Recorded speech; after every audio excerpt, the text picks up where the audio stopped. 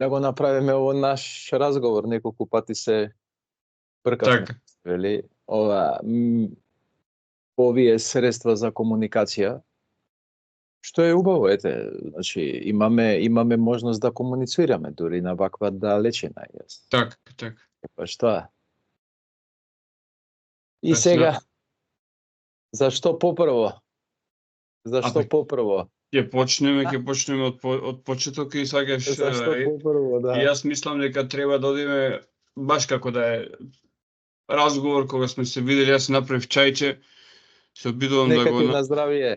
Фала. Нешто, ти со мене најубавиот подкаст можеш да го снимиш само кога јас нема да знам дека ме снимаш. Тогаш има тогаш да снимиш, тоа ќе бидеш на вистина шоу. Да. Знаеш колку така. муабети имам пропуштено вака, што, мислам, муабети кои што викам, леле, ова да се снимеше, луѓе би го гледале, со многу луѓе, значи. Така е, луѓето се поопуштени со тоа.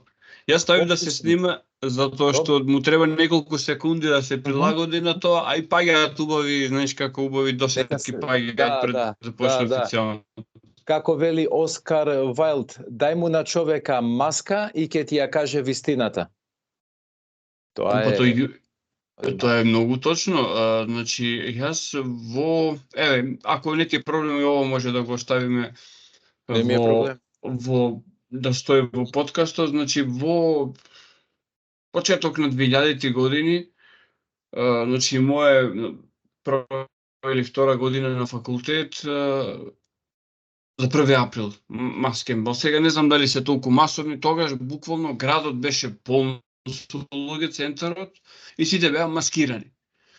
И јас бев со уште двајца колеги од факултет и случајот сакаше да бидеме сите облечени во црно и сите да сме со долга коса и со брада. И јас немав поима како функционира сето тоа, и имало обичај луѓето да прашуваат во што си маскиран, ако не му е јасна маската. И гледав многу маскирани луѓе, доаѓа еден човек, дечко така и вели, вие битоси сте? Пошто немаме никаква маска. И еден колега вели, понекогаш, знаеш.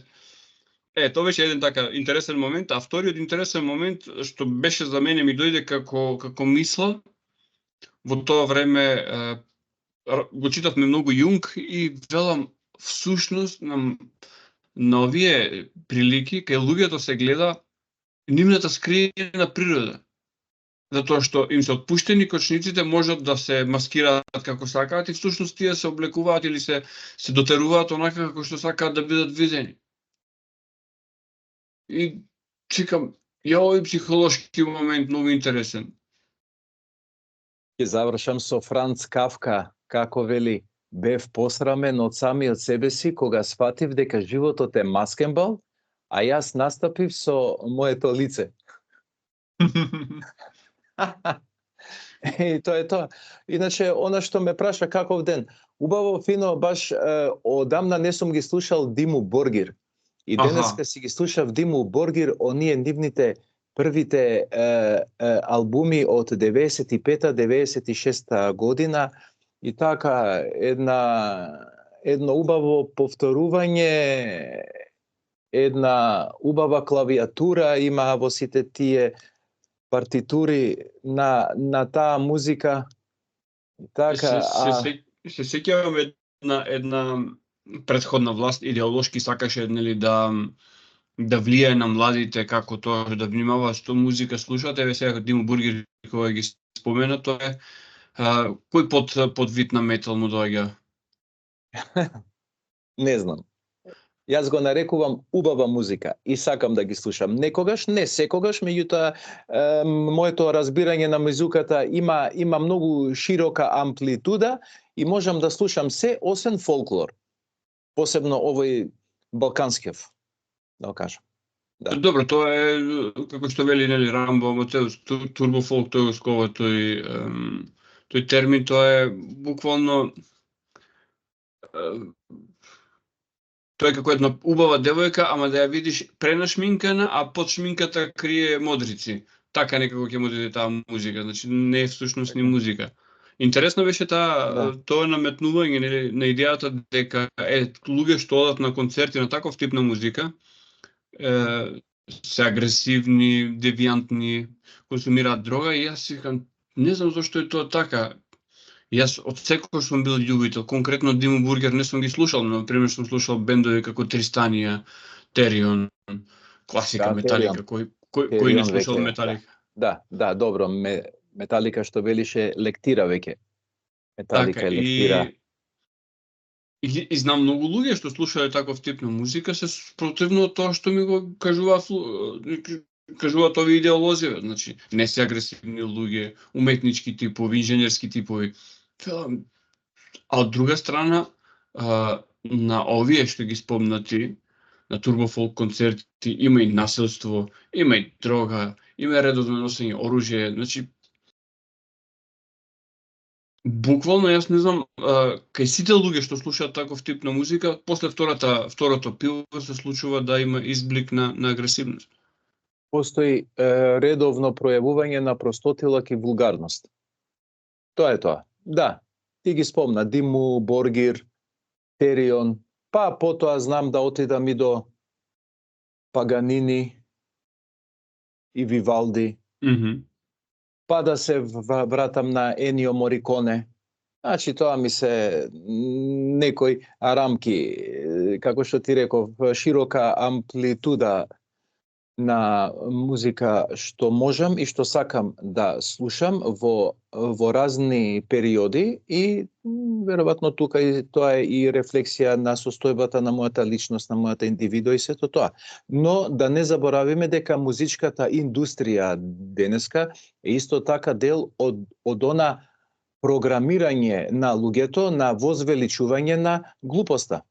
Значи, ние веќе денеска, или јас не сум запознаен, јас не гледам, некој сличен на еден Џон Ленон, го спомнав Енио Мориконе, нешто што во човека ќе придвижи нитки, кои што ќе го стават во еден систем на квалитетно резонирање со поинакви сфери на постоењето од ова што ни го нудат денеска. И беше еднашка во Америка е феноменален филм за токму тој безизлез во животот што мнозина го среќаваат и покрај тоа што биле честити со другарите и покрај тоа што тие во наративот на филмот беа криминалци, меѓутоа Нудлс беше честит према своите другари, меѓутоа заврши онака како што заврши во на страна, значи имаше среќа што спаси жива глава, што би рекле ние. Што од друга страна воопшто јас не се согласувам со она поставка која што многу често ја читам и ја слушам, прави добро и добро ќе ти дојде.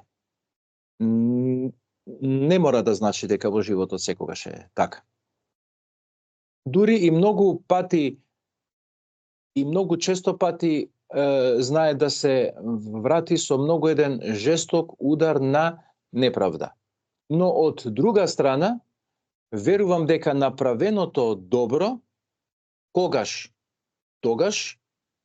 ќе си го даде својот плод. Конкретно зборувајќи сега за филмот, од кој што ми беше една појдовна точка низ овој разговор, што Нудлс, односно ликот на Роберт Де Ниро што го толкуваше, остана човек. Остана човек со своја ја, за жал на ова неговиот профитер, другар Максимилијан Берковиќ, кој што профитираше од смртта на своите другари со кои што беа од мали нозе, пријатели. И многу е симптоматична она сцената кога после долги децении ќе се сретнат со Дебора, неговата љубов, младалачка и како што се укажува во филмот љубов за цел живот. Да, во тоа време имаше и такви поставки дека постои љубов за вечен живот, што се уште верувам дека такво нешто и може да постои кај поединци, што не мора да заврши среќно, како што и во филмов не заврши, значи колку е таа нервозна сцената кога таа ја симнува шминката и кога тие разговараат и кога доаѓа до некои теми каде што конечно треба да се каже некоја вистина, веднаш Дебора почнува да се нервира. Значи, што ме распрашуваш, вика, јас сум ме правиш нервозна. Вика, зашто си, вели, нервозна? Ние само си разговараме како стари, добри пријатели кои што не се виделе 2-3 децении и режисерот многу добро низ тоа симнување на шминката, на глумицата, како она што го рече ти, како симнувајќи ја сопствената шминка, сопствената маска, колку е болно да се дојде до себе. Луѓе кои што цел живот правеле се и се заобикувале себе. Го дале својот живот за некоја своја теорија на успех, на богатство, на профитерство, што веднаш се врзува со манипулација. Тогаш тој дел ќе мора да се симне таа маска и да се дојде до себе. И станува дека луѓето се неподготвени да дојдат до себе. И да завршам, значи, тој филм кој што е навистина еден од, можеби, 10 најдобри филмови што сум ги гледал во животот, ќе беше многу по-малку воочлив и многу по-малку ќе можеше да се изрази неговиот филмски квалитет во тоа време произведен, да не беше прекрасната музика на Енио Мориконе. Значи, во тој филм на вистина гледаме една синхронизација, една хармонија помеѓу двигот на сликата, духот на личноста, значи актерот целосно е внесен во она што го работи, било да е тоа позитивен, негативен лик. Јас не знам таму во тој филм кој беше позитивен лик од сите нив таму. Ети, оти се занимава со тоа што се занимава, но ќе повторам, музиката на Енио Мориконе даваше тон низ сето тоа. Затоа што музиката може да покрене во човека исклучителни нитки и да го однесе во сфери кои што се невозможни да се изразат со збор. И затоа јас себе токму сега низ мојата картотека вртејќи, барајќи зборови да се изразам, јас немам зборови. Значи музиката не носи позади кажаниот збор, позади кажаното слово, кое што може да биде искрено, неискрено, каприциозно, дволично. Меѓутоа, вибрацијата на музиката е таа која што ги разбива сите нешта. Имаше една прекрасна емисија на едно радио кој што верувам дека не постои веќе, се викаше Радио Равел. Се викаше Слушајте филм. Да, го помнам, Радио Равел. И беше една прекрасна прилика да се слушнат токму вакви дела кои што нели оставиле печат на филмската индустрија. За жал, значи, таквите радија не успеваат да одамна години веќе како не постои Равел, а имаше, значи, и музика и емисии кои што како во старите добри времиња на македонското радио се правеа, значи, со квалитетна содржина и со содржајна содржина, значи не е онака само да помине ден како што во обичајните радио емисии денеска се прават, ќе се прошетаат порталите за популарни вести, а тие портали за популарни вести се наполнети со лошо преведени од Google Translate работи од светските портали и практично тоа е едно вечно рециклирање на неважни вести. Македонското радио имаше прекрасни радиодрами и не знам, ти си помлад од мене, дали се сеќаваш на Радио Омнибус ли беше што идеше полноќна музика? Не Знаеше се да има сеќавам на радио Омнибус. прекрасни партитури имаше, значи за сечи вкус и за секое доба, но тоа и јас и во ова сега кога разговараме во однос на овие музички појмови, исто тоа е и дел од системот на глобално заглупување на луѓето.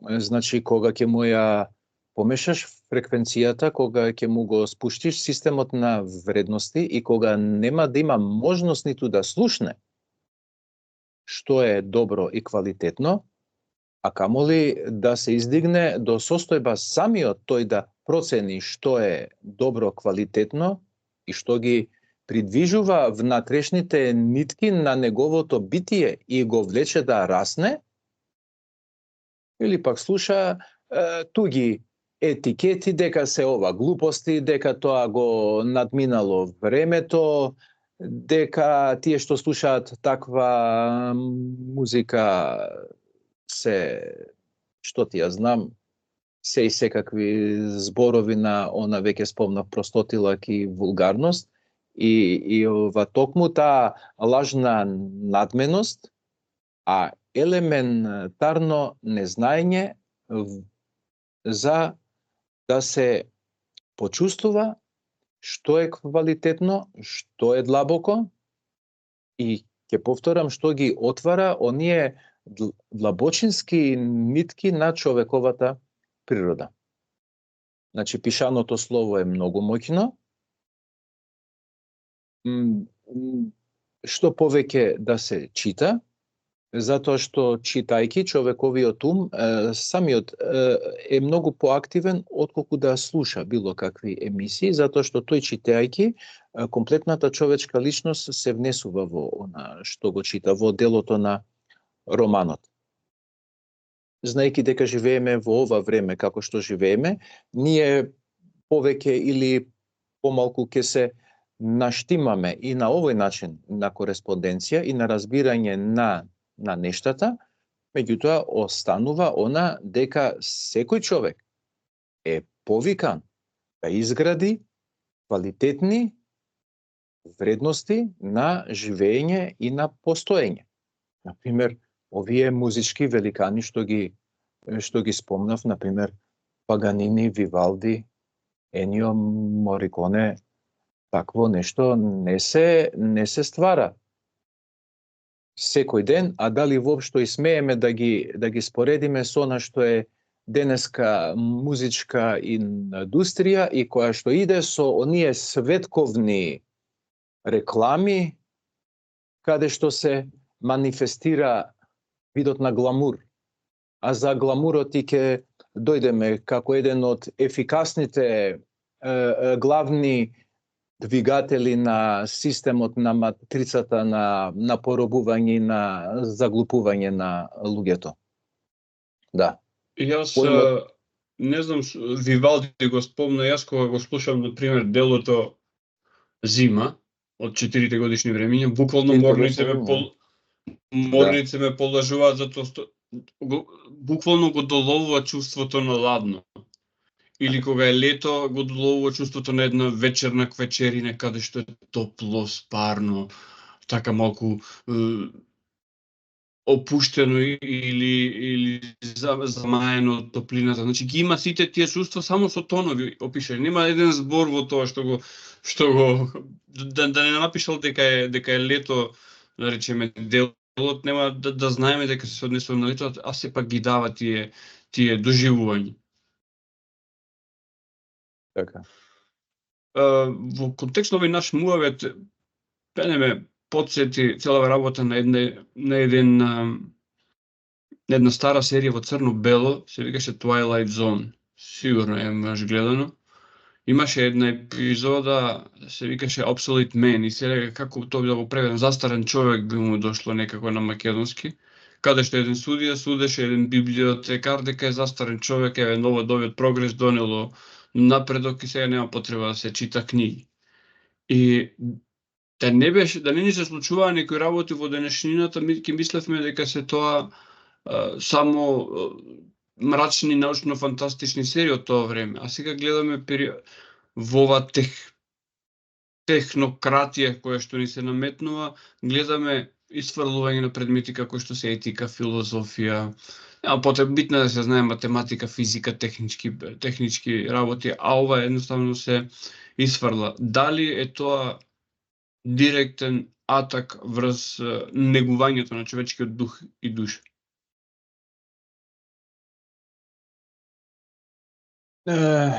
Кога зборуваме за вакви работи сме лимитирани историски. Сега ние само можеме да гледаме уназад што се случувало со децении.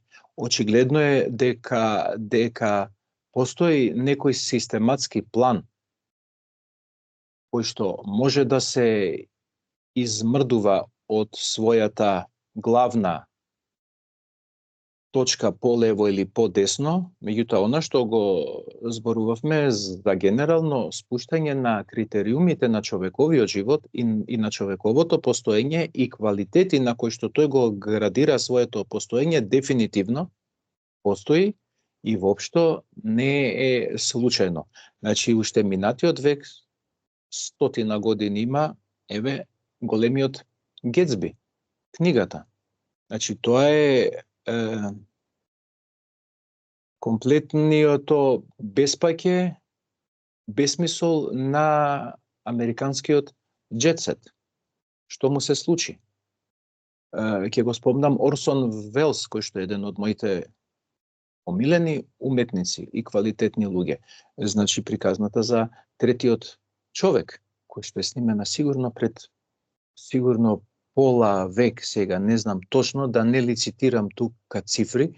Може би повеќе.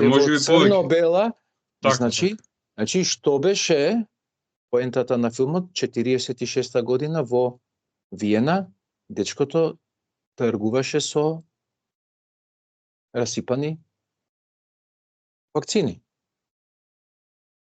Дали го водела некоја интуиција или се дружел со особен вид на луѓе?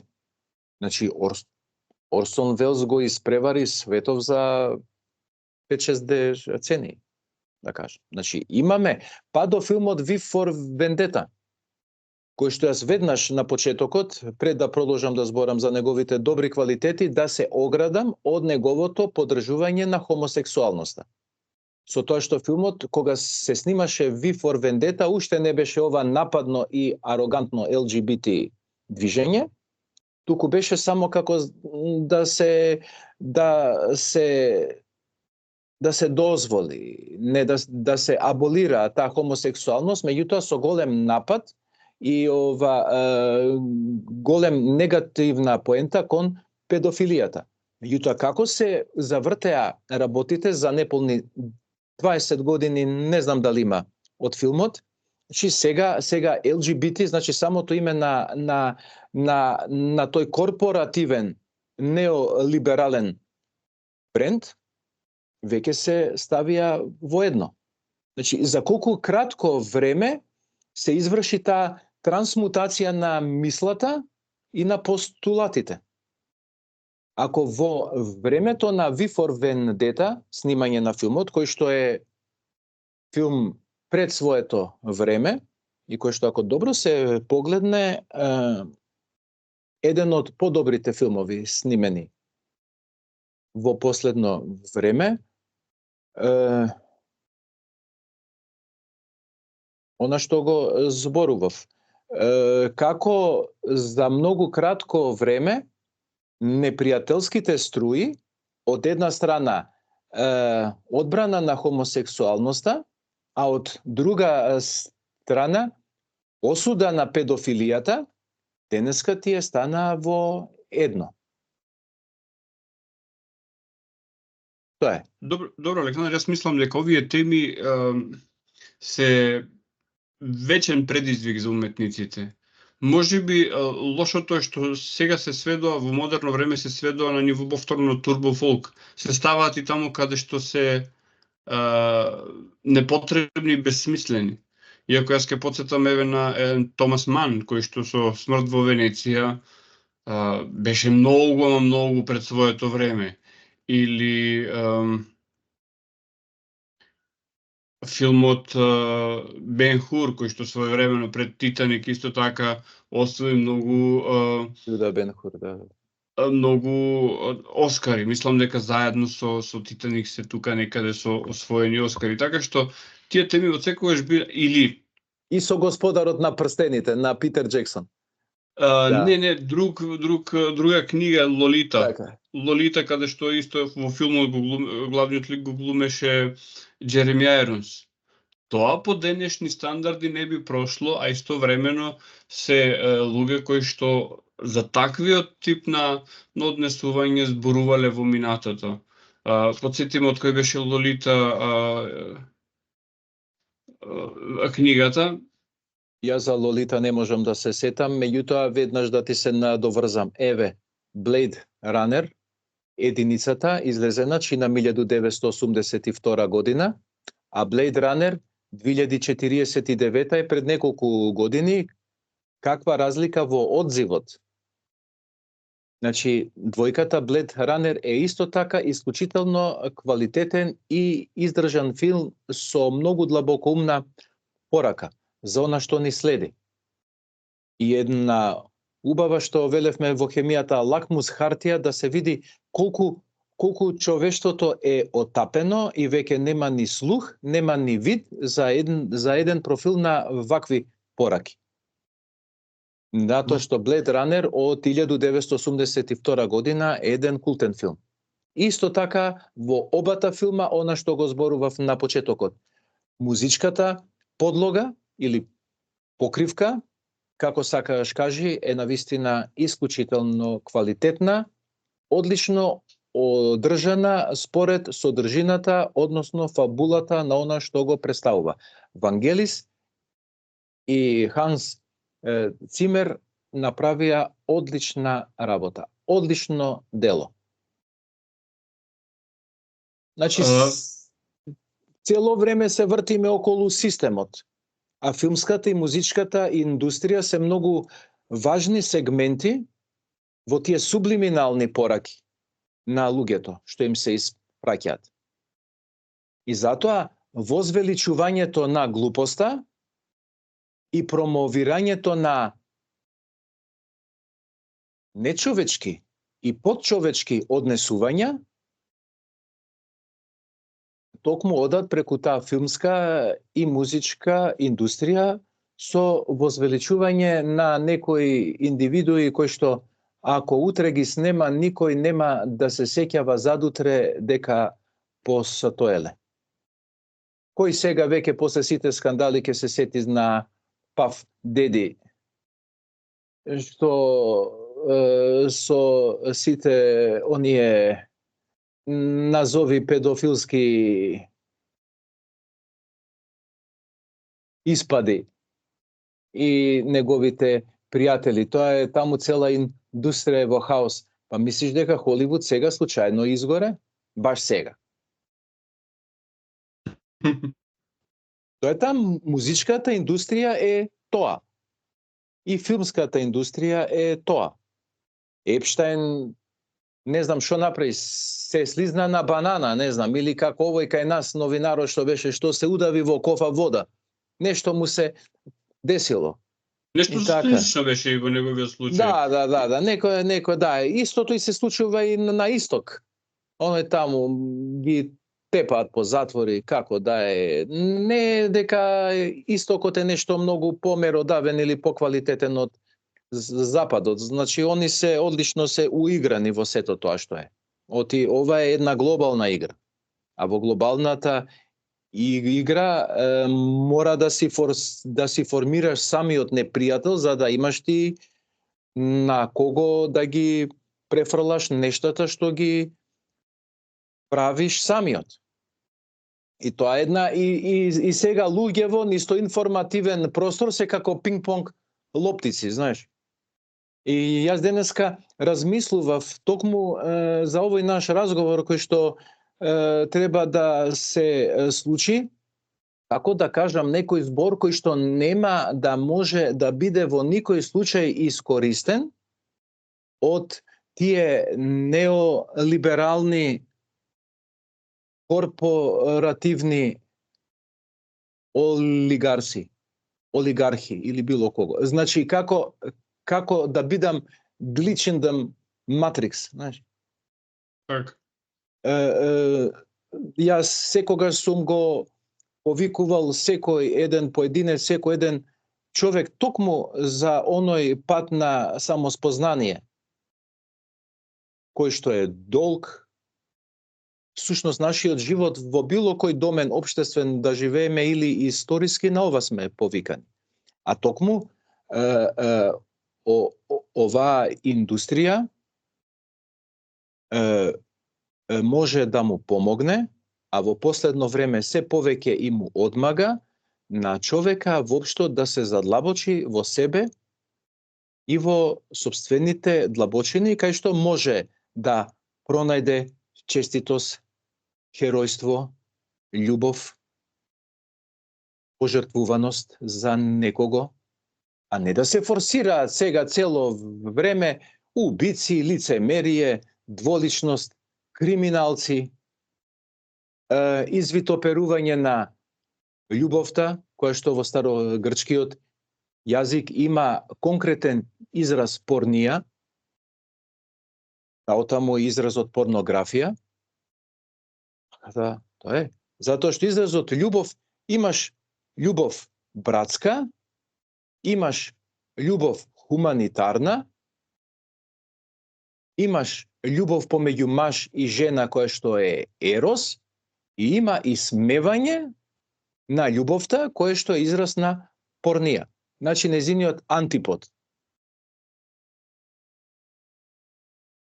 Така, интересно е дека има многу филмови кои што дали целосно или во делови го отсликуваат ова скапаност на тој систем. Например, во Кум, сцената каде што сите го препознаваме Френк Синатра, кој што оди да моли кај мафијата за да го пикнат во филм за да успее. Пред неколку дена го гледав Mulholland Drive на Линч, каде што исто има таа сцена да доаѓаат некои луѓе со влијание и му велат на режисерот: сета слобода е твоја, ама глумицата е таа која што ние ќе ти ја кажеме. И тие се само она парчиња врвови на ледениот брег, а што има под сето тоа од време на време сега во последно време, или Пав Деди го спомена, Вајнстајн исто така претходно беше многу актуелен. Сваќаме дека тоа е еден толку не можам да го најдам точниот епитет за тоа како да го опишам тој систем, а во него се случува на сличен начин или како после патувањата, наводните патувања на месечината имаше поплава во НАСА, така и сега после откако многу работи излегуваат на површина, најзгоден начин да се уништат доказите е со елементарна непогода. Татко, имаме очи широко затворени. А така и човекот што го направи филмот, Тоа и беше последниот филм. Не дочека да ја направи премиерата. Бартоломео Бертолучи, да. Не беше Бертолучи. Бертолучи не беше? Стенли Кјубрик. Така? Добро. Стенли Кјубрик, очи широко затворени. Да, Eyes Wide Shut. Да. Го самоубија, како и многу други. Да. Значи тоа е тој систем на глобална обмана, на глобална завеса што се става пред луѓето. Им се мафтаат со поединечни скандали од време на време. Значи, штом има некој скандал, штом се случува нешто големо видливо за нас и што одма сите овие мултимедијални елементи на манипулација и на дезинформација што ги имаат и кои што се влезени во сите пори не на општеството, туку на човекот, знај дека позади тој параван се одвива нешто многу битно. Има една работа која што не тера да гледаме со неа малку со носталгија. Многу движења кои што наводно требаше да донесат ослободување, а всушност беа пародија на веќе видени движења. Например, Me Too беше една сериозна пародија на оригиналното феминистичко движење. И што донесе таа? Донесе да она старовремското, или ќе ми простат луѓето што го користам овој збор, старовремското или традиционалниот начин на пристапување помеѓу луѓето беше да се пристапи, да се разговара, да има додворување, да има заведување. Сега тоа во новите услови стана еден вид на сексуално вознемирување, а истовремено во овој дигиталниот онлайн простор имаме практично интимната страна на човечките односи е ставена во форма на производ кој што се продава. И така имаме инфлуенсери, инфлуенсерки, имаме OnlyFans, имаме она каде што буквално комшивката или комшијата можеме да ги видиме во нивното најинтимно издание, доволно е да платиме. Конзумерство, да. За кое што уште и, значи, човекот како сам на себе да си го плаќа собственото самоубиство. Или собственото јаже на кое што ќе се обеси. Нешто е како е перфидно сето тоа направено во системот. Сето ова ние што го зборуваме, луѓето може да го видат. Тоа се одвива пред нашите очи, овој момент, сега.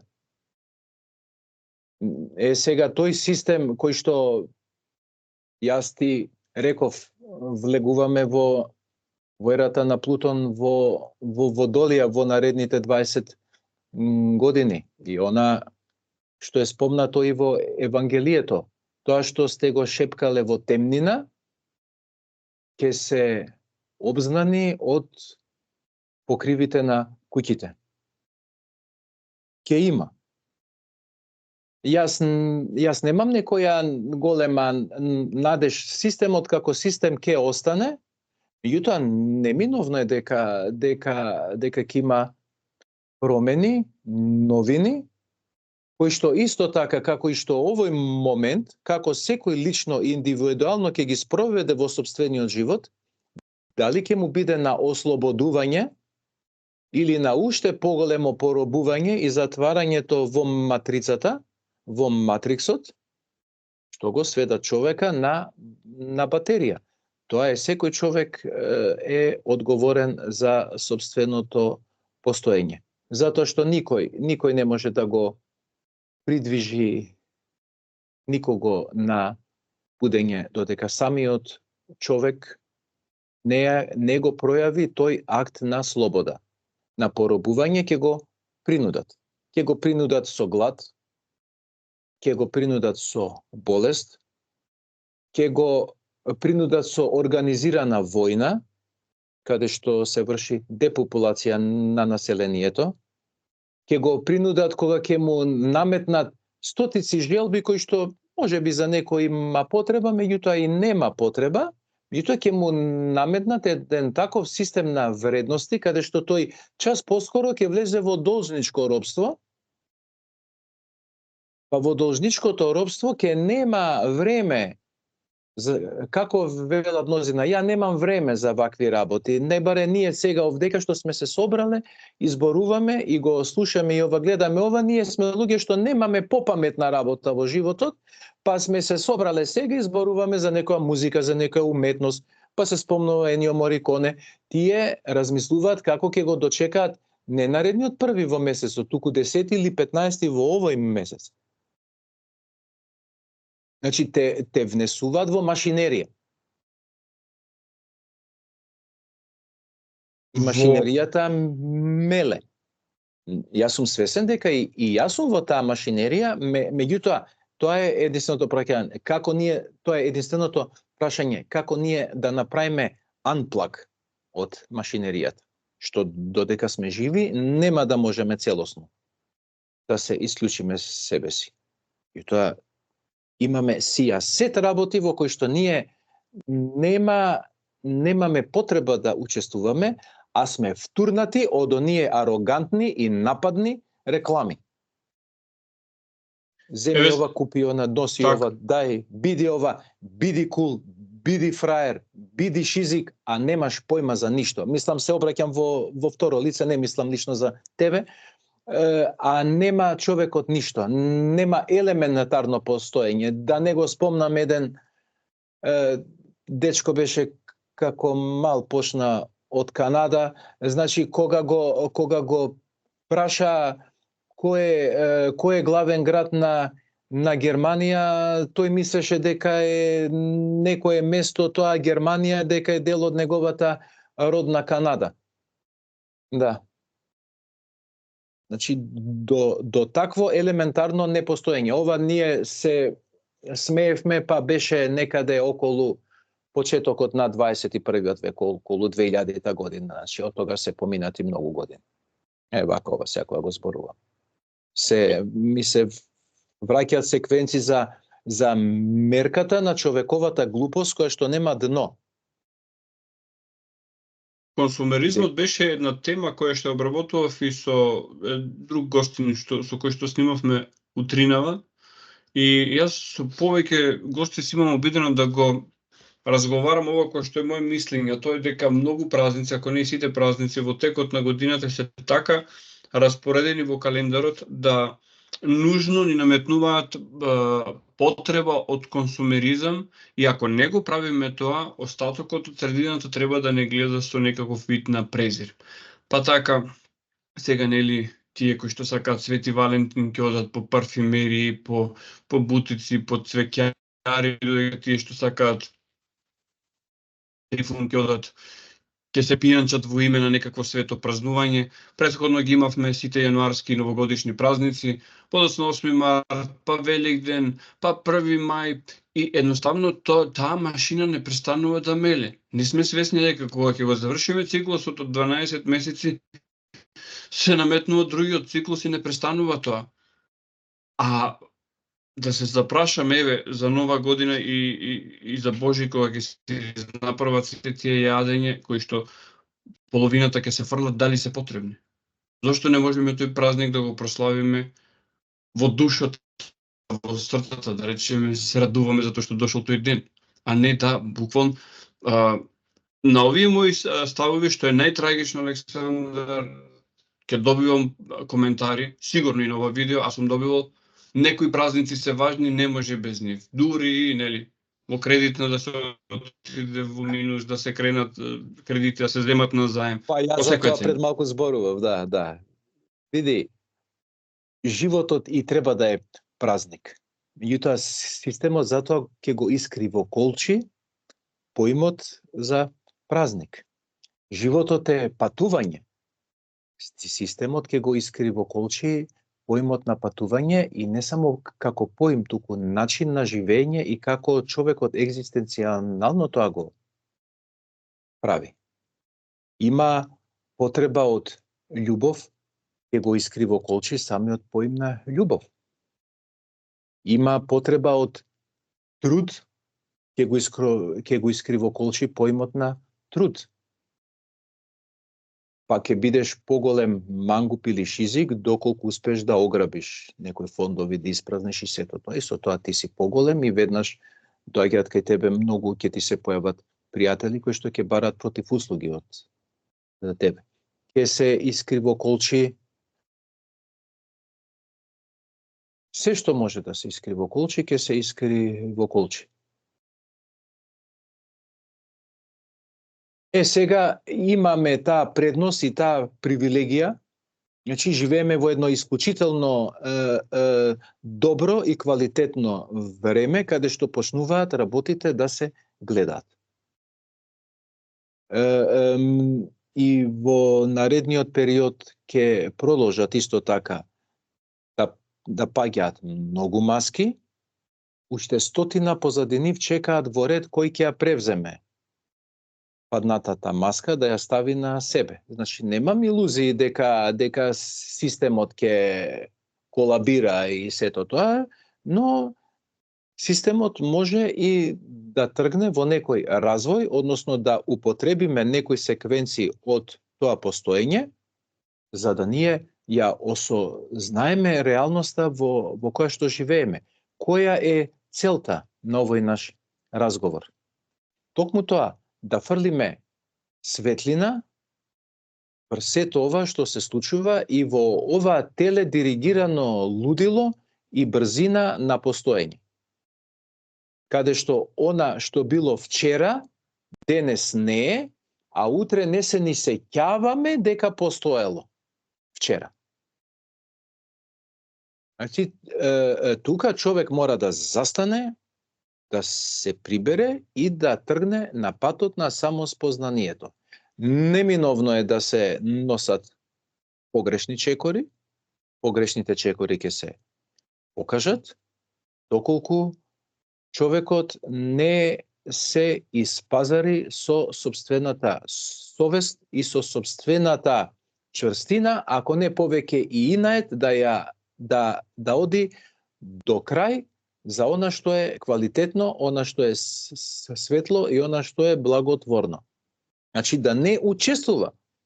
Значи доволно е денеска да не си клеветник, да не си озборувач и веднаш ти, мислам дека за 60 до 70% од нештата нешто ќе се исклучи личноста, него автоматски ќе го исклучат.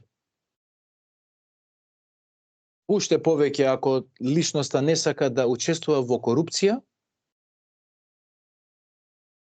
тогаш му се исто така му се зголемува процентот на исклучителност. Така не е некоја голема тешкотија, не е голема филозофија, меѓутоа е потребна одважност, чврстина и решителност и да си се прими она за што се застанало на тој пат. Исто така, оние кои што застана на патот на корупцијата и на сите оние белосветски зла кои што се измислени во ова време, тие што вака нас не ги протежираат нашминкани, насмејани, моќни, тие во свој живот имаат исто така големи и тешки рани. И кој што ние... Докажи се само, те молам. Па, сега... Летна мислата. Шта е песник тео да каже?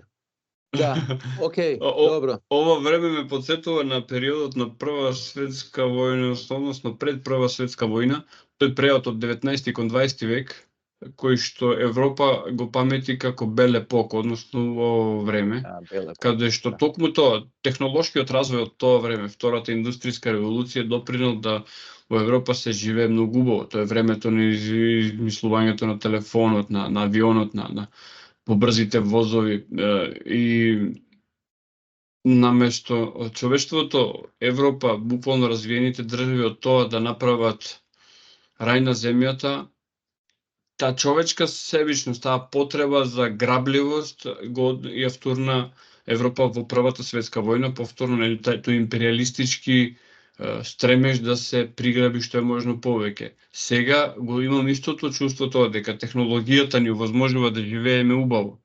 Значи, дури и во држави како Македонија на ниво на тоа дали имаме грејење, дали имаме храна, дали имаме покрив над главата, нема такви есенцијални проблеми. Проблемите се многу повеќе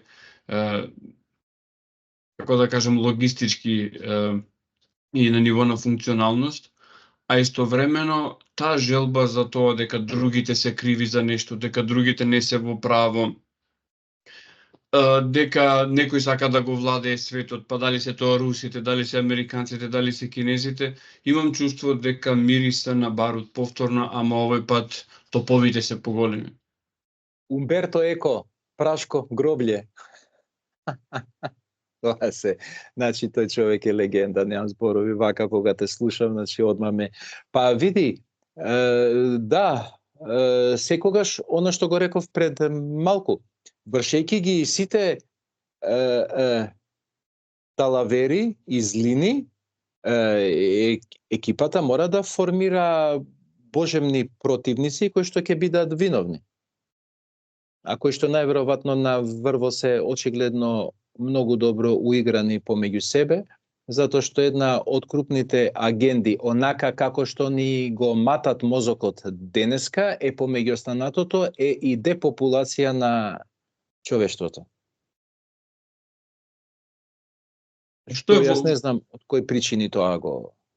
тоа ми беше прашањето, што мислиш, Да. што е во основата на тоа тежнење за депопулација? Профит. Профит. Секогаш е профит.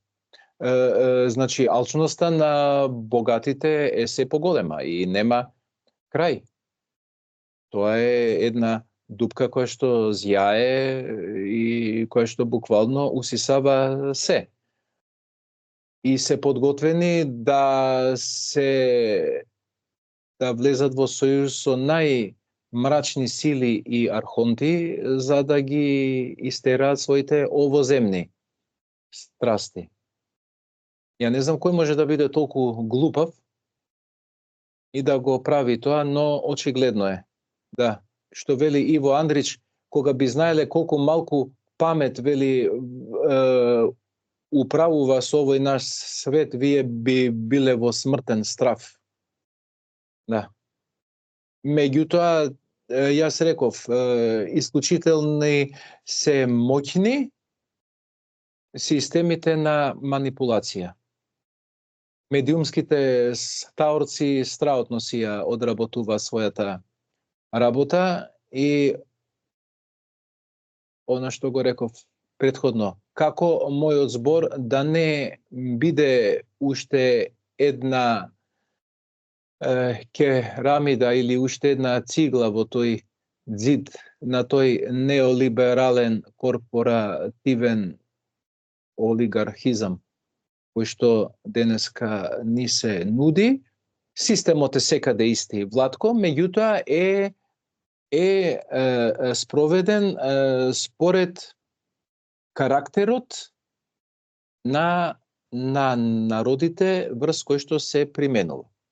Значи, нормално, еден е за луѓето на Балканот, друг е за британските граѓани, трет е за граѓаните на Франција, меѓутоа, Дависток институт не случајно ги работи. Работите, значи, они психолошки се снимени сите битни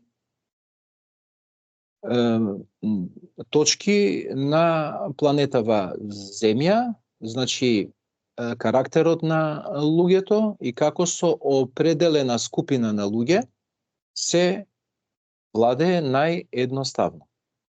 За некого ќе биде камшикот, за некого ќе биде власта, за некого ќе биде профитот, за некого ќе биде раскалашеноста. Тоа е. Значи, живееме во симулакрум.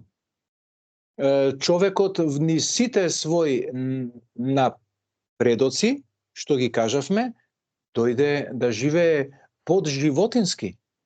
Животните живеат слободни, се хранат со чиста еколошка храна, цело време се на отворено, немаат проблем да трчаат, додека човекот е затворен во своето робство, кое што работи до 64 години и е среќен ако на крајот од животот, бидејќи претходно ќе го поболат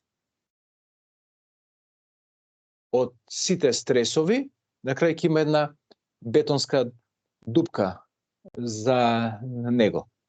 Значи, во таква тесна улица сме ние ставени, во таков ќуме сме ние ставени. И се што може да направи на своите деца да му го остави тој поредок на вредности. Што ја во никој случај не се согласувам со такво нешто. Јас нема да го допуштам мојот живот да се води тако. И ќе ни ги става секогаш на слика, она што го спомнав на почетокот, гламурот. Ќе ни ги покажуваат богаташите, кои што од некаде излегле во некои фрапантни места, некои идилични места, системот на гламурна убавина, на општествена моќ, на медиумска моќ, на политичка моќ, на музичка моќ. Гламурот е уствари формирање на една фата моргана околу човекот, за да тој целиот свој живот себе си се гледа како пониско битие, затоа што јас не сум толку успешен, затоа што јас не сум толку убав, затоа што не сум успеал да направам толку пари, не сум успел да украдам. Значи, гламурот е една голема компонента во овој систем на лажни вредности кои што му се дава на човекот. Рециклирана љубов, рециклирана живот, рециклирана храна, рециклиран воздух. Тоа е тоа. Значи, постојано да сме во некој домен дека ние не сме добри, дека ние не сме квалитетни, постојано фрустрирање на луѓето. Каде што тие ќе пиштат, ќе вриштат по своите идоли, ќе паѓаат во несвес, ќе бараат автограм. Уствари сега веќе и не знам дали таа институција на автограм постои. Селфи сега има. Значи тоа е извито перениот профил на нештата. Сега немам ништо против да имам книга потпишана од Лав Толстој. Немам ништо против да имам книга потпишана од Умберто Еко. Она што го реков, квалитетот и убавината и она што е надградиво за човека, само е извитоперено на соодветен начин. Јас верувам дека мнозина што ќе не слушаат и ова што ќе го погледнат, ќе го разберат поентата на мојот збор. Јас се слушам кога зборам и јас немам готови формули, ја немам готови дефиниции, ја немам готов систем на проповед кога зборам овдека. Јас воопшто не продавам никакво спасение, нити некаков религиозен образец. Не сакам да сум успешен во тоа, како што се други успешни во тоа. Успешни се како што и се и некои добри предузимачи кои што продаваат кромит, граф, керамиди и сите тие работи, но јас велам дека секој човек треба да си го земе својот живот во своите раце, да изгради колку што е можно во својот живот по веродостојни и по автентични критериуми. Сега ова што го зборувам дури и ми звучи некако најабстрактно. Јас сум имал таква привилегија. Во тоа време јас сум раснал, каде што верувам дека можевме да прочитаме и квалитетна книга и да видиме квалитетна музика. И колку толку еден стар систем во кој што раснев јас, држеше таа заедничка држава известна вертикала на постоење. А денеска вертикалата кога ќе се укине, кога ќе се сруши, значи останува само еден хоризонт. И колку што повеќе иташ кон некое ветено рајска населба, тој од и таа трчаница се претвараат во фата моргана. И на крај човекот ќе се умори. Што вели во песната Unforgiven, што пее Джеймс Хетфилд. Стариот човек веќе не му е важно ништо. Еве, помладите луѓе и не мора ни мене да ме послушаат, еве, сигурно го познават и од мене многу повеќе англискиот јазик, нека пушта таа песна Unforgiven и многу сериозно да ја земат. Многу сериозно да ја земат. Ако ништо повеќе, еве, ова нека биде мој дар за нив. Да, таа песна. Еве, јас ке се надоврзам на таквите препораки. Интересно беше пред известно време некој ми го сврте вниманието кон песната на Red Hot Chili Peppers Californication. Песна направена некаде рани 2000-ти години, а како го сликува денешното време, тоа е страшно. Да. За љубовта знаете само тоа што ви го кажа Холивуд. Еден од стиховите на песната. Многу значно. Така е. Да. Го спомена Тависток институтот, а јас би го споменал тука и Фабијанското друштво. Како тоа? Тие испаѓаат дека се најголемите пророци, гении, луѓе кои што знаеле пред 100 години да предвидат како ќе биде општеството денеска. Или пак таму во таа кујна се подготвувале моделите на општеството и после преку општествен инженеринг се применувале. И сега случајот сака да најголемите дистописки автори како што се Орвел или Хаксли по некоја случајност, значи ова нема никаква намерност, биле членови на тоа Фабијанско друштво. Информацијата е моќ. Меѓутоа како ќе се употреби таа моќ? Дали си во системот или си хакер? И дали си човек на мирот или е некој убиец? Затоа што ние низ историјата славиме само убијци. Значи, освен Исус Христос и Сидарта Гаутама, последниот Буда од племето Шакјамуни, јас не знам за други хакери на системот. Сите му играат на системот на вредност. Или се убици, да не влегуваме во религиозните реперкусии на овие личности што ги спомнавме, затоа што кога ќе влеземе во религиозните реперкусии во подоснежните векови, тука влегуваме во лавиринт од кој што нема излез. Но се обидувам посредно да ти одговорам. Сигурно е дека имал информации, сигурно е дека има план. Не знам докаде се задоволни со одвивањето на планот. Не знам уште колку остана идеалисти од сето тоа, но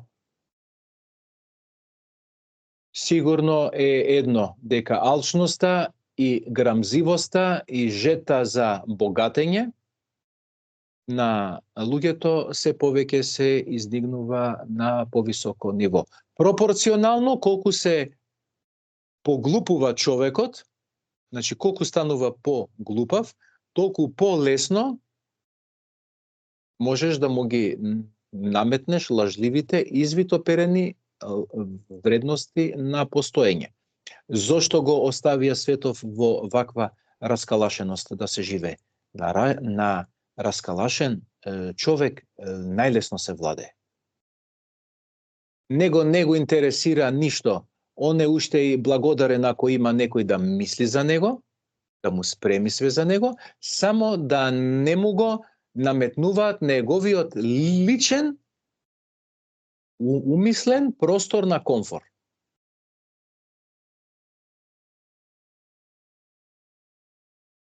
Ја спомна историјата му доаѓа како еден вид на хронологија на војната. Ние всушност малку во историските читанки ќе најдеме како живееле Платон или Аристотел, малку ќе видиме како живееле уметниците кои што ги направиле најубавите уметнички дела на минатото или научниците на времето кои што ни донеле различни цивилизацијски придобивки, истовремено за генерали и за владетели од типот на Наполеон, од типот на Константин, Цезар и слични, едноставно историјата е полна. Зошто го имаме овој мазохистички нагон да ја запишуваме само мрачната страна на нашето минато, односно славниот начин на кој што се имаме убивано меѓусебно? Историјата се повторува веќе како фарса. Твоето прашање задира многу подлабоко во корените на човековата раса, која што е раса со амнезија и која што ние не го знаеме своето минато, а и оваа официјална историја низ вековиве веќе и на многу моменти се става по знак на прашање. Ја сега не би влегувал во тоа, но твоето прашање доаѓа во доменот на инженерингот што е направен врз човекот, кој што се гледа во неговата ДНК. Зошто ние од 12 клетки ДНК користиме само 2? Зошто ни се укинати многу можности на долго и силно живење?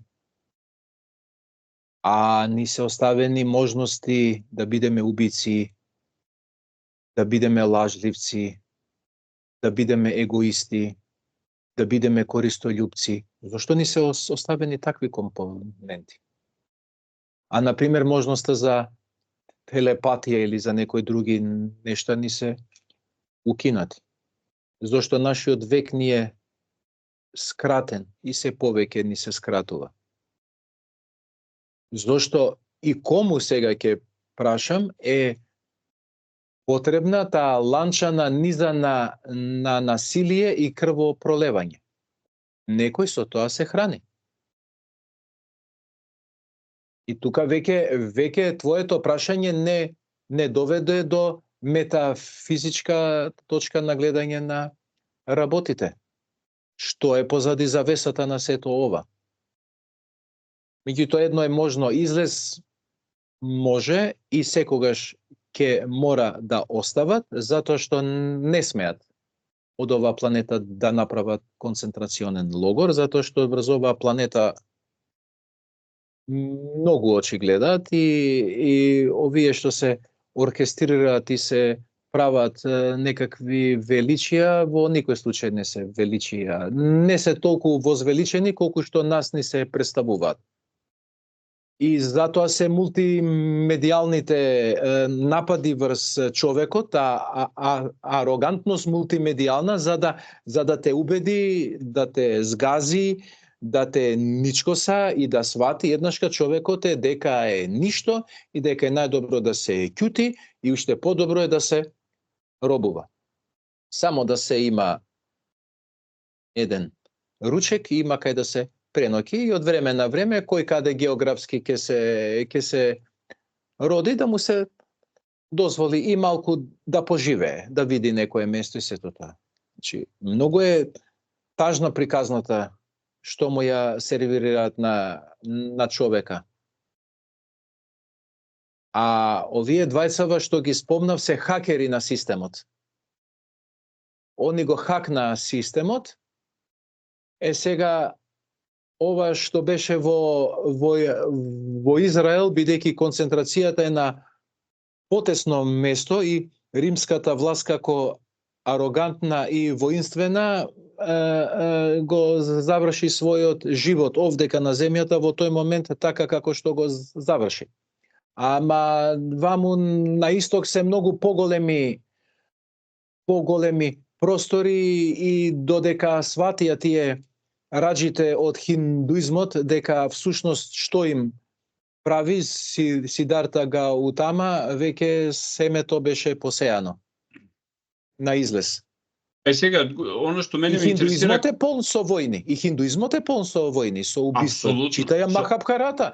Дури за некои орудија кои што се покажува дека се и на поголем технолошки ранг од овие нашиве денеска што ги имаат. Апсолутно, Махабхарата, Багават Гита, тоа се... Багават Гита, да. Кришна веќе вели, да. Таму Опенхаймер ја цитира Багават Гита во моментот кога ја создава атомската бомба. Да, Опенхаймер, да.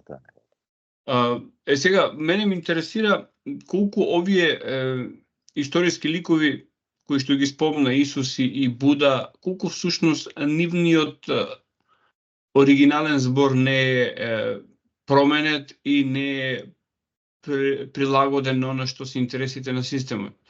Затоа ќе ти дадам еден цитат од последниот генерал на језуитите, кој што кога го запрашале која е вистината за Исус, има даден еден енигматски одговор. Вистината за Исус е дека во негово време не постојат видеокамери. Односно, вистината не ја знаем. Има преку 40 евангелија. Значи, ако отидеме позади овие 4 канонски, а додека будизмот со сите своји образци и ограноци и сите лами таму кои што ги пропагираат и сето тоа, далеко е од сето тоа што е. Значи се формира една религиозен гламур. Значи дојдовме до религиозниот гламур. Тој е гламур. Па еден на Далај Лама ќе си дозволи да му пушти јазик на детено предминатата година, кога беше? Така. Тоа беше Тој дури грдо за скандал. гледање. Тоа е не, тоа е прекрасен скандал, отвара за очи. Значи доста со обоготворување на било кого или било што, особено во ова време нека се чуваат луѓето од големи ликови, од големи ослободители, од големи спасители, од големи пророци. Меси, да, ќе се јават мнозина, да. Особено да се внимава од сето тоа. Меѓутоа, главната нитка на оној кој што ќе го побара тоа што е позади учењето на Сидарта Гаутама, ќе го пронеде. А тоа е многу едноставно. Она што го реков. Unplug од системот. Да не е човек роб на собствените мисли. Да не е човек роб на собствените страсти. Да живее во моментот. Да биде свесен и само тогаш ќе биде свесен за собствените потреби, за она што го сака или не му е потребно. Џорџ Карлин беше интересниот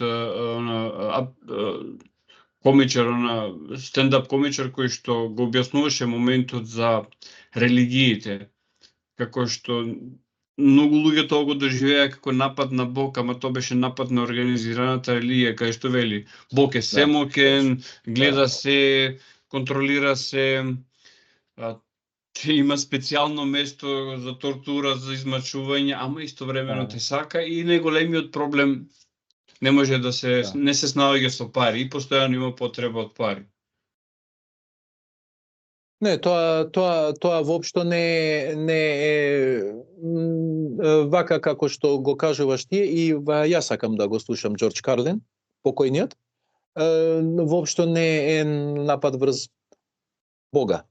Туку е напад врз фалсификуваните организирање, гламурозни систематизации на божественото.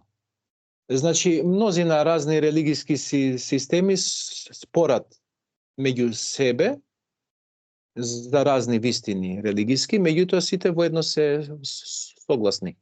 Никој не може докрај да објасни какво е тоа надумно совршенство кое што ние го нарекуваме Бог. Тие може да се обидат да му направат систем на вредности на божественото од определен термин, од определена збирка на термини, но тоа воопшто не значи дека тој човек го запознал Бога или го знае Бога. Тоа ќе биде уште еден товар на неговиот грб, кој што ќе го носи до крајот на животот. Никој, ни Исус Христос, ни Буда, никогаш за луѓето не кажале: вие не чините, вие сте никакви, вие сте недостојни, никогаш не ги фрустрирале луѓето преку нивните недостатоци, туку милосливо им ја дале нитката на спасението. Од системот на лажливи вредности. Кој го осуди, кој го потегна фалсификат судењето на Исуса Христа, Исус Назареецот, кој што го има и во римските документи. Па неговите го создадат. Тој воспоставен естаблишмент на Синедрионот. Сва среќа ваму горе во огромна Индија немале ни можности, нити таков начин на центрирано генерирање на религиозноста. Така да, јас не знам како ќе поминал Сидарта Гаутама да се појавил во тоа време на овие простори. Многу Голем лошо. знак на прашање. Голем знак на прашање, да. И сега претходно ги спомна оние што се хранат со сета негативно што се чува тука, дури го употреби зборот кој што гностиците го имаат донесено, на тоа се арконти. Две прашања ќе спојам. Значи, Ајде. зошто се хранат со таа негативна енергија, кои се тие, дали се тука присутни на материјално ниво или дали се нематеријални, и она хакираност во нашата ДНК. Ги спомна возраста за пензионирање, 64 години. На Запад е повисока таа возраст, 67 се размислува да биде покачена уште нагоре, а знаеме дека возрастен маж на 67 години или возрастна жена на 64 години веќе зборуваме во највообичаените просечни состојби се потрошени луѓе.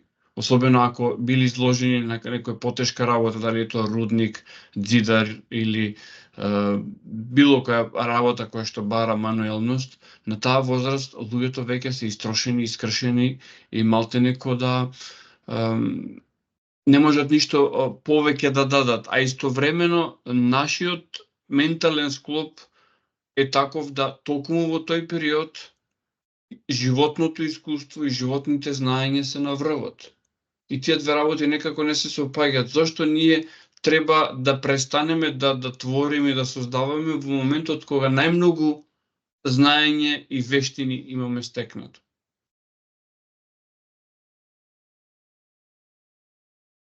А и кога ќе поживееме малку по меѓувреме.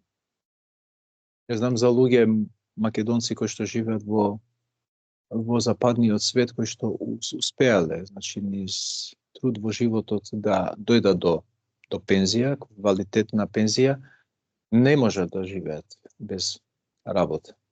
Луѓе ќе работи за 4 сата, 3 сата ќе работи, меѓутоа не може. Не знам што е тоа. Не знам што е тоа што човек не може да остане сам со себе. Тоа е, навистина не би сакал да употребувам тешки зборови, но да се вратам на твоето прашање, кој е одговорот? Кој прв почна ова? Так. Беше театарската, да. Ако ние преферираме некое такво совршено божество кое што е, не знам, надвор од секакво поимање на убавина, квалитет и совршенство, како што е ова сега ние што го имаме овдека во светот. Да. И зошто јас и ти, која е темата сега на овој разговор, значи дојдовме до крај, зашто ние овдека зборуваме? Да. Дали е Како можеше да ни се деси ова? Да. Како можеше да ни се деси ова? Сега тука многу мудри луѓе низ вековите и низ ерите давале своји прашања, кои што кога погледнале во оностраното, најблагоречено биле запрепастени, а најпрецизно биле длабоко исплашени. Таму каде што се можни се што работи, ама таму каде што ние вакви какви што сме невозможни сме ние таму. И секој низ вековите, сообразно на историскиот момент каде што живееле, културните и религиозно обкружување, ги кажувале многу слични нешта. Можеш да ми дадеш неколку примери за ова, бидејќи е многу интересно. Примери. Сега, баш не би можел сега, малку ми е картотеката тука. Еве ќе го спомнам Никола Тесла.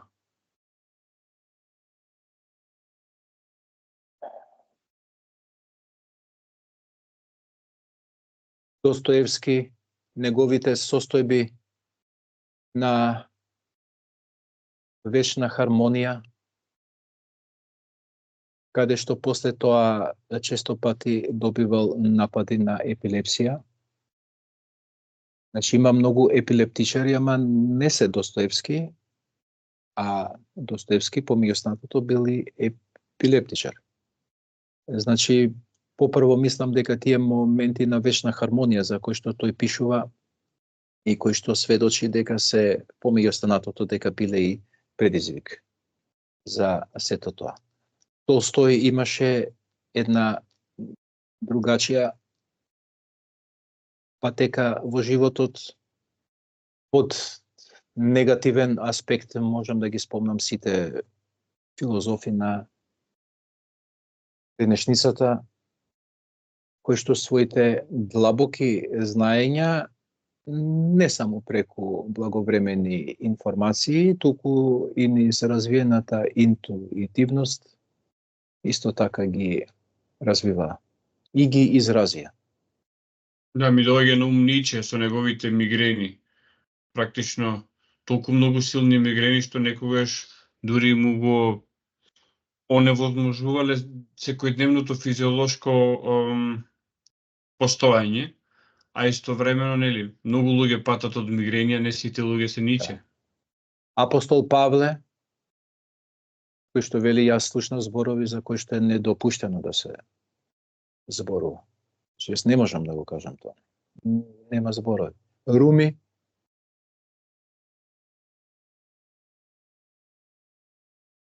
Халил Джибран во пророкот. Има.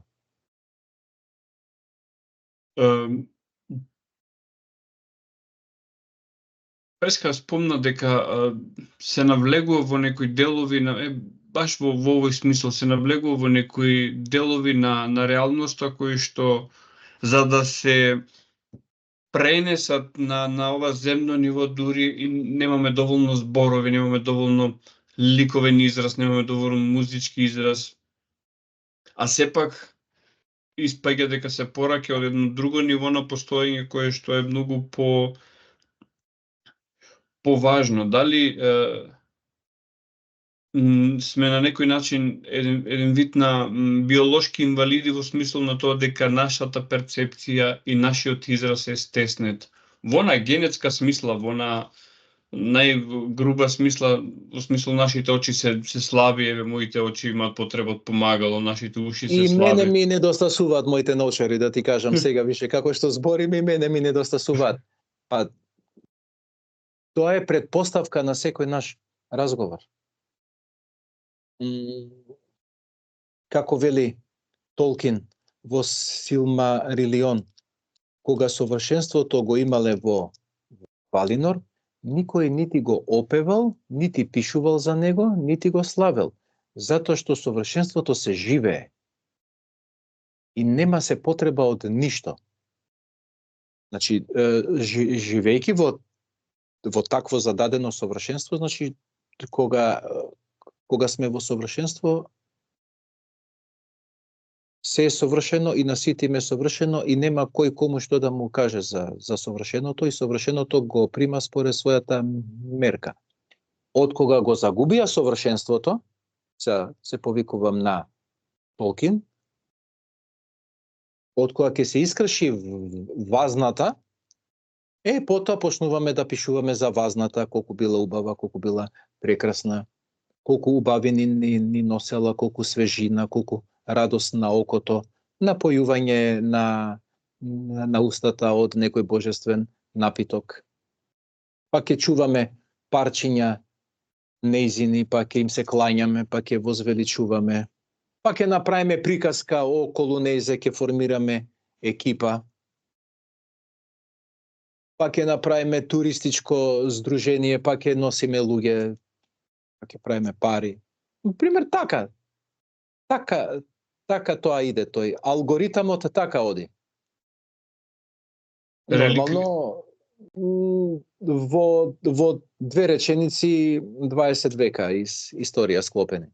Така, реликвиите на светците се најтипичен пример на таквата злоупотреба, додека луѓето биле во живот, можеби биле и понижувани и срамени, а од сега има таа несреќа да луѓето се клањаат пред нивните мртви остатоци.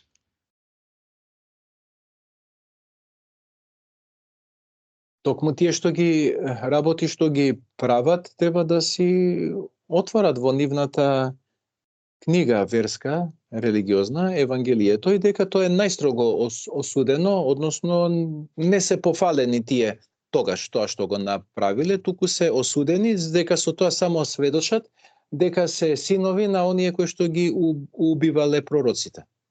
Таму никој не им кажа, браво, убаво правите, значи издигнувате споменици на убиените, значи се грижите за нивното сеќавање и сето тоа. Не. Таму се осудени тие тоа што го прават. И не само тоа, јас она малку езотерија што го знам,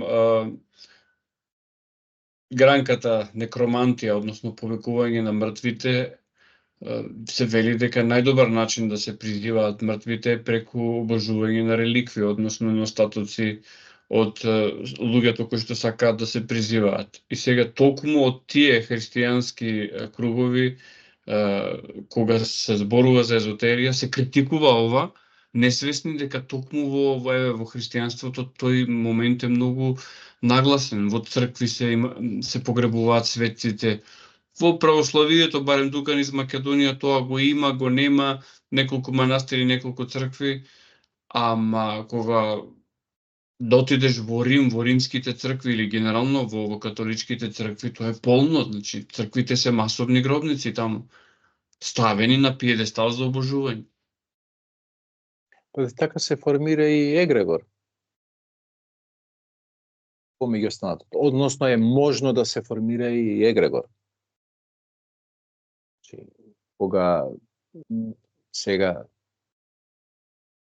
Кога многу луѓе едно исто веруваат и усилно мисловно ја насочуваат таа енергија, можно е да се формира тоа што го веруваат. Тоа е егрегор. И не е ништо помалку реално отколку што сме сега реални јас и ти. Нашава слика тука што е. Так. Да. Повторно Толкин ќе го споменам, тој го има тоа во Господар на прстените, таа војска на мртвите кој што ја повикува. Да, Арагорн, да. Значи клетво престапниците, точно. Да. Така интересна работа е како тој со завет ги принудува да бидат на негова страна, вели служете ми, борете се на моја страна и после ќе ве ослободам од заветот кој што ве држи врзани тука во овој свет. Да. Колку е опасно клетво преступлението.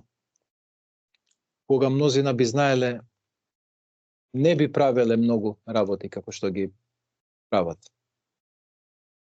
Исто како што големи литературни класици исто така зборуваат за оваа некромантија, например, Хомер е најтипичниот пример во Одисеја, каде што Одисеј слегува во подземјето, прави крвна жртва, ја принесува на мртвите души пијат и еден по еден доаѓаат да разговараат со него. Истото тој имитирајќи го Хомер го повторува и Вергили во Ајнеидата, но всушност оригиналот кој што ни ја дава оваа состојба е Хомер. Да.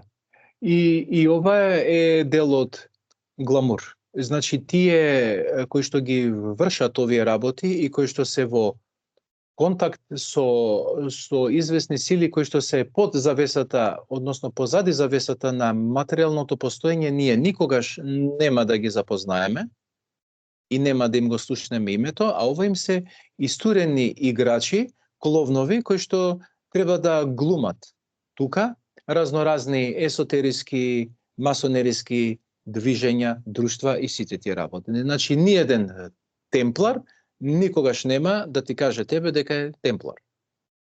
Ниеден. А тие што себе си се кажуваат за темплар? Никогаш нема да ти каже, не знам што се.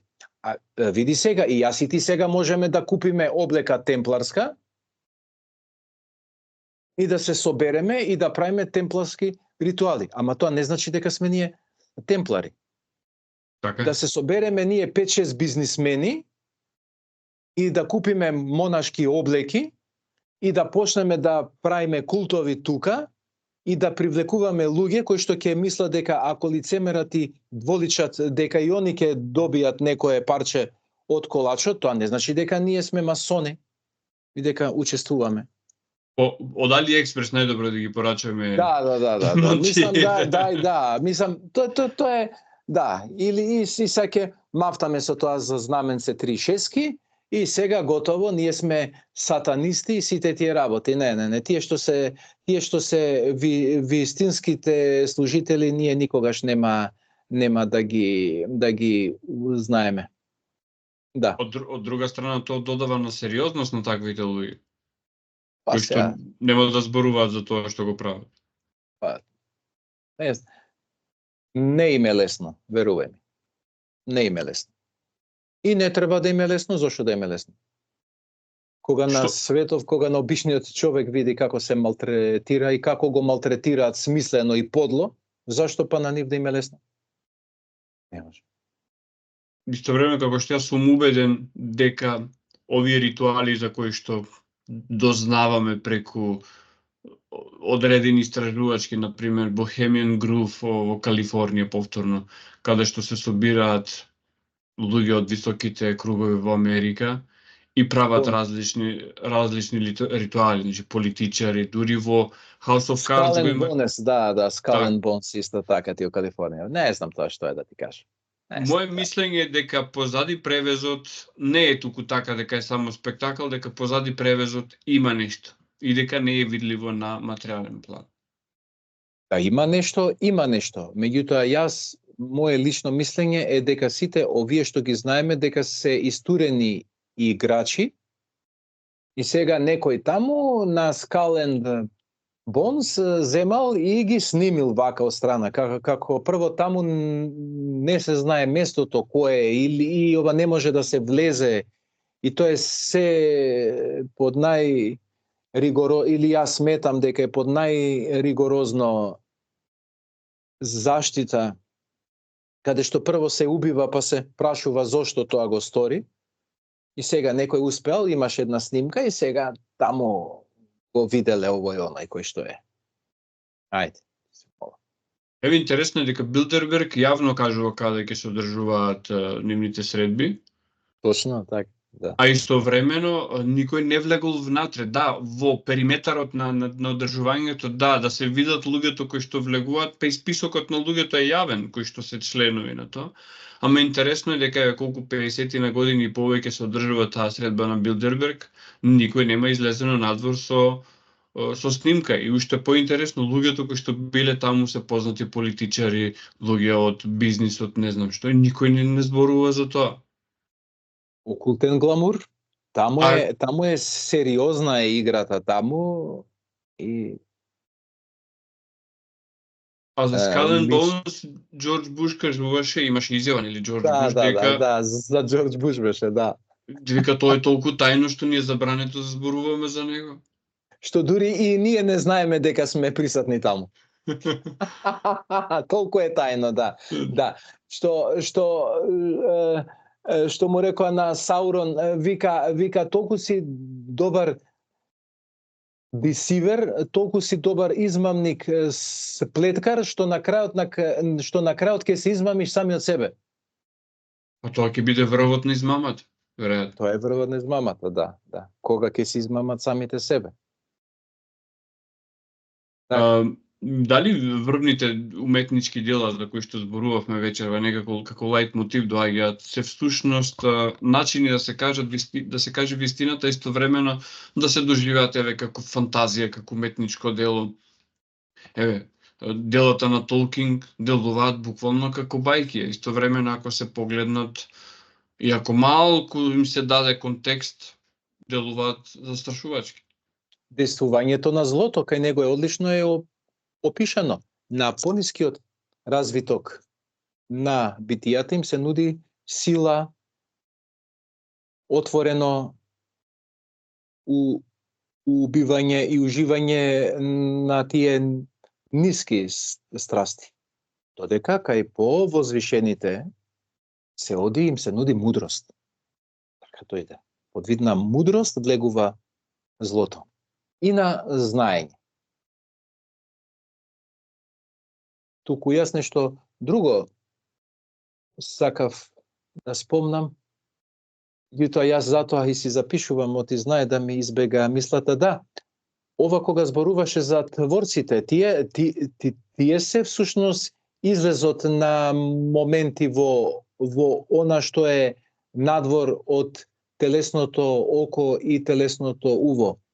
Бетовен компонирал, а бил глув.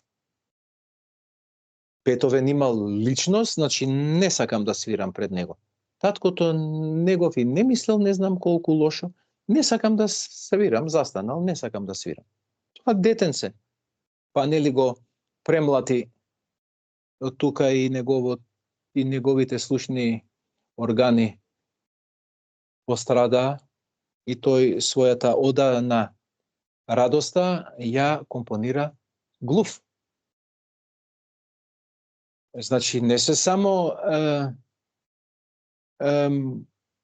материјалните органи на осознавање, туку човекот позади себе има и други органи на гносис, на создавање и на творештво.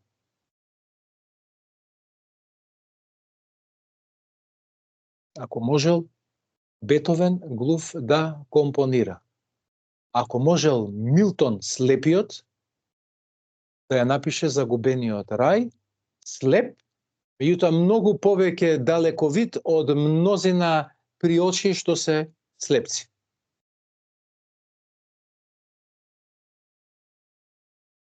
Тоа е интересен момент во кој што токму таа ограниченост е всушност поттикот да се себе надмине човек и се создаваат исклучителни дела.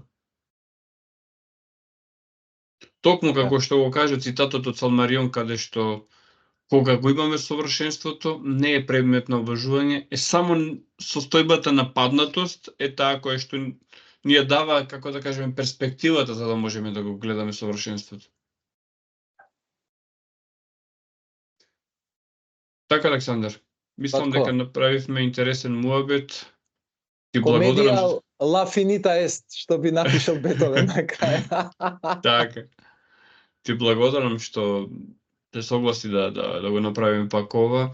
И како и претходниот пат, секојаш велиме дека ќе треба почесто да се среќаваме и ќе помине една година од еден муабет до друг. Треба, да. Имав можност, не сме поразговарале, бев во замокот Вевелсбург. Така. Во Германија. Мојот добротвор да му заблагодарам, еве и сега и овдека. Господинот Стефановски, значи, направи еден принос за мене, значи, му благодарам и меѓутоа за тоа навистина има за што да се зборува. Така. Значи ќе имаме прилика наскоро да се видиме пак и да поразговараме за тоа. Окултното друштво Врил. Да. Феноменално. Тоа е интересно. Јас во претходниот подкаст ја спомнував таа книгата Окултната магија на Третиот рајх, така што тука си Врил и Туле и сите тие. Интересно е тоа да се види. Значи, мислам дека се повторува историјата на некој интересен начин кога луѓето се обидуваат на некои универзални учења и знаења да придадат национален признак и да речат, еве, се е германско, например, или се е македонско, или се е американско. И кога чистите знаења ги извалкаат со профани идеи, ама ете, тоа нека биде идеја за нашиот нареден подкаст. Тоа се многу куси рамки кои што повторно системски сакаат да се искористат, известни знаења кои што се дадени да му служат на човекот и на човештвото, а не на поединечен интерес на група луѓе, дали е партиска, дали е национална, дали е од најразноразна етабилираност провиниенција. Мали интересна соработка со Никола Тесла, почетокот на 30-тите години. Меѓутоа сега ако ова го отвориме, ќе останеме уште саат и пол. Така, ќе украдем идејата за наредниот подкаст, што не би Ја било во ред. украдеме и идејата само за момент. Да, ова, значи и мојот Android вели дека му е доста. Така. Ти благодарам, Александр. Имај ми убава вечер, ќе останеме во контакт. Поздрав. Поздрав, пријатно.